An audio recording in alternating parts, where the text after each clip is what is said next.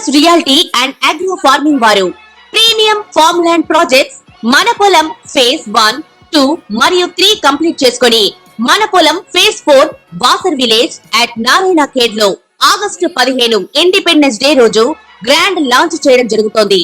Launching మరియు independence day సందర్భంగా 5 guntas land out rate లో బుక్ చేసుకున్న వారికి 1,50,000 రూపాయల డిస్కౌంట్ తో పాటు 2 గ్రాముల గోల్డ్ ఫ్రీగా ఇస్తున్నారు. పూర్తి వివరాలకు సంప్రదించండి.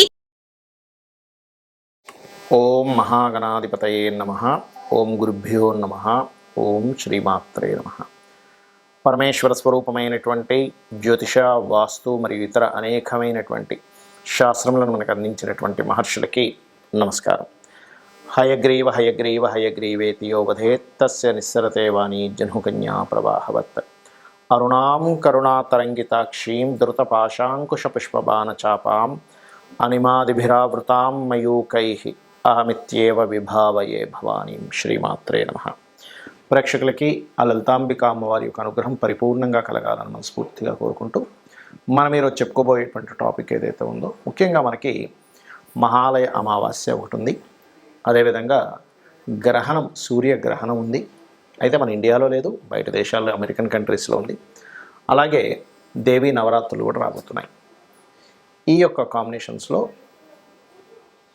వీడియో ఎండింగ్ వరకు చూసినట్లయితే నన్ను మహాలయ అమావాస్య రోజు ఏం చేయాలో చెప్తాను. అదేవిధంగా ఏ రాశి వారు నవరాత్రుల్లో ఏ యొక్క ద్రవ్యంతో, అంటే ఎటువంటి సామాగ్రితో మీరు పూజ చేస్తే మీ యొక్క పూర్వజన్మ కర్మ తొలగుతుంది అనేటువంటిది, మరియు ఏ లగ్నము లేదా రాశివారు సూర్యగ్రహణం పరంగా ఎటువంటి జాగ్రత్త తీసుకోవాలి, ఈ విషయాలన్నీ చెప్పడంతో పాటు వీడియో ఆఖరి వరకు చూసినట్లయితే దేవీ నవరాత్రులు అసలు ఎలా జరుపుకోవాలనే విషయం కూడా నేను మీకు వివరిస్తాను.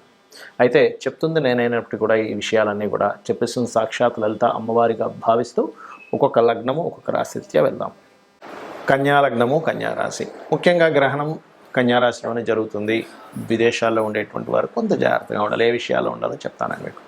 ఇక్కడ ఏమవుతుందంటే, ఎవరో మనల్ని అవమానిస్తున్నారు, నేను డీఫేమ్ అవుతున్నాను, వీళ్ళు నన్ను రెస్పెక్ట్ ఇవ్వట్లేదు అనేటువంటి ఆలోచనలు పెరిగిపోతూ ఉంటాయి.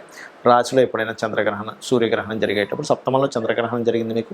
అయితే ఇక్కడ లగ్న సప్తమాల్లో గ్రహణాలు అనేటువంటివి ఏర్పడ్డాయి. కాబట్టి ముఖ్యంగా మీరు ఏదైనా వ్యాపారం చేస్తున్నట్లయితే వ్యాపారంలో భాగస్వామిని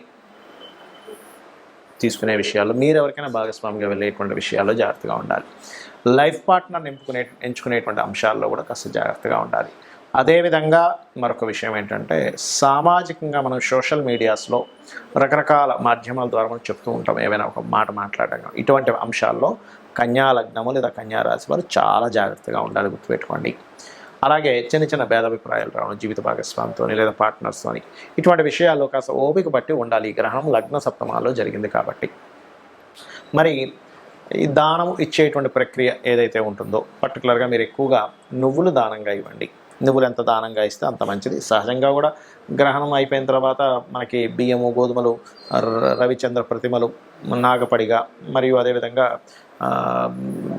ఆవు నెయ్యి, ఆ యొక్క గిన్నె, అంటే మనకి ఇత్తడి గిన్నె, ఇట్లాంటివన్నీ కూడా దానం ఇస్తారు. దీంతోపాటు ఇవి ఖచ్చితంగా చేయండి. మనకి నవరాత్రులు కూడా వస్తున్నాయి కాబట్టి కన్యవారు ప్రధానంగా మీరు లలితా సహస్రనామాల్లో ఓం అనాకలిత సాదృశ్య చుబుకశ్రీ విరాజితాయ నమః అని నామస్మరణ చేయడం చాలా మంచిది. మరియు దీంతోపాటు బెల్లముతో తయారు చేసినటువంటి నైవేద్యాన్ని అమ్మవారికి నివేదించండి.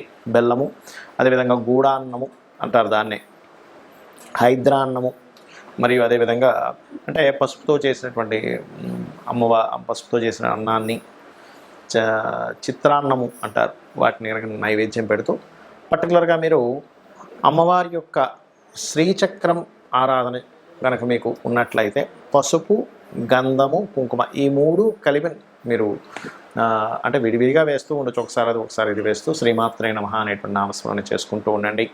అన్ని విధాలా బాగుంటుంది. అయితే ఇక్కడ ఏంటంటే, ఎప్పుడైతే గ్రహణం లగ్నంలో ఏర్పడుతుందో కొంచెం శరీరంలో కొన్ని మార్పులు వస్తూ ఉంటాయి. అంటే ఏదో అనీజీగా ఉన్నట్టుగా ఉండడము, ఇట్లాంటి వాటి ఏమొస్తున్నా సరే మెడిటేషన్లో అమ్మవారిని స్మరణ చేయండి. అన్ని విధాలా బాగుంటుంది. చాలామంది నన్ను అడుగుతున్నారు, ఏమండి నవరాత్రుల్లో చేసుకునే విధానం ఏమిటి అని. ఒకటే గుర్తుపెట్టుకోండి, నవరాత్రికి ముందు అమావాస్య దాటిన తర్వాత నుంచి మనకు ఒక్కొక్క రోజు ఉంటుంది నవరాత్రులు. అయితే మీరు అమావాస్య రోజే అన్ని సామాగ్రి తెచ్చుకోండి. పువ్వులు, తమలపాకులు ఇలాంటివి ఏ రోజు ఆ రోజు తెచ్చుకోవాలి. కానీ మిగతా సామాగ్రి అంతా కూడా అమావాస్యలో తెచ్చేసుకుని, అమావాస్య కదండి ఈరోజు తెచ్చుకోవచ్చా లేదా అనుకోకండి. ఎందుకంటే అమావాస్య అమ్మవారి ఆరాధన చాలా గొప్పది, ఇది గుర్తుపెట్టుకోండి. Point number 1. రెండవది, రేపు పొద్దున నుంచి పూజ చేస్తాము అన్నప్పుడు ముందు రోజు స్వచ్ఛమైనటువంటి ఆవు నెయ్యి కలిపినటువంటి అన్నాన్ని ముందు రోజు స్వీకరించాలి అని శాస్త్రవచనం. అలాగే మీరు చక్కగా అలంకరణ చేసుకునేటప్పుడు మీ యొక్క మందిరం ఏదైతే ఉంటుందో ఇక్కడ మీరు ఈ వేప మండలతోని అదేవిధంగా మామిడి తోరణాలతోని అలంకరణ చేసుకోండి మీ యొక్క పూజా మందిరాన్ని, లేదా ఇంటిని కూడా అలా అలంకరణ చేసుకోవచ్చు హ్యాపీగా. దీంతోపాటు సంకల్పము ఆచమనం చేయకుండా ఎప్పుడు కూడా పూజ ప్రారంభించకూడదు. ఎందుకంటే సంకల్పం ఆచమనం చేయనటువంటి పూజ ఎక్కడా కూడా అది ఫలితాన్ని ఇవ్వదు, గుర్తుపెట్టుకోండి. అలాగే మరొక విషయం ఏంటంటే మీరు ఖచ్చితంగా కలశాన్ని పెట్టుకోవాలి. ఆ కలశంలో మీకు గంగా యమున సంబంధించిన ఏమైనా అక్కడ నీరుంటే అది వేసుకొని చేస్తే చాలా మంచిది. అలా లేని పక్షంలో మీరు చక్కగా మామూలు ఇంట్లో ఉండేటువంటి మంచినీరుని వేస్తూ గంగేచ యమునేచ అనుకుంటూ అదే గంగా నీరుగా భావిస్తూ వేయండి. దాంట్లో పర్టికులర్గా 5 రకముల ఇవి అంటే జమ్మి, మామిడి, అదేవిధంగా నేరేడు, వేప ఈ రకమైనటువంటి ఆకులు అందులో వేయాలని చెప్తుంది. మరియు దీంతోపాటు ఇక్కడ బిల్వ పత్రాన్ని కూడా వేయచ్చు. అదేవిధంగా కలశం ఖచ్చితంగా పెట్టాలి.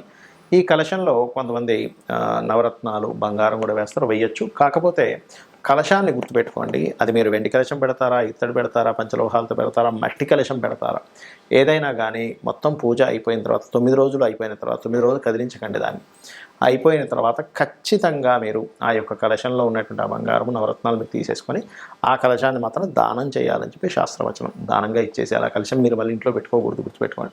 అది వెండి కావచ్చు, బంగారం కావచ్చు, పంచలోహాలు కావచ్చు, ఇత్తడి కావచ్చు, ఏదైనా కావచ్చు, గుర్తుపెట్టుకోండి.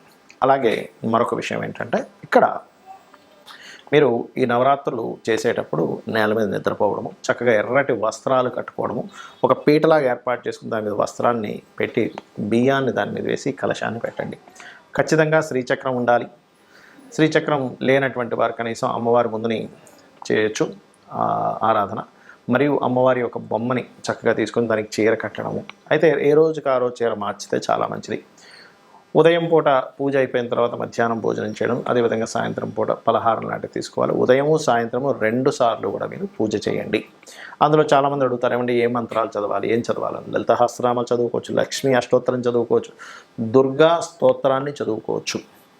అదేవిధంగా 1వ రోజు నుంచి 9 రోజుల పాటు 1వ రోజు కనీసం ఒక సంవత్సరం నిండిన అమ్మాయిని కూర్చోబెట్టి చేస్తారు.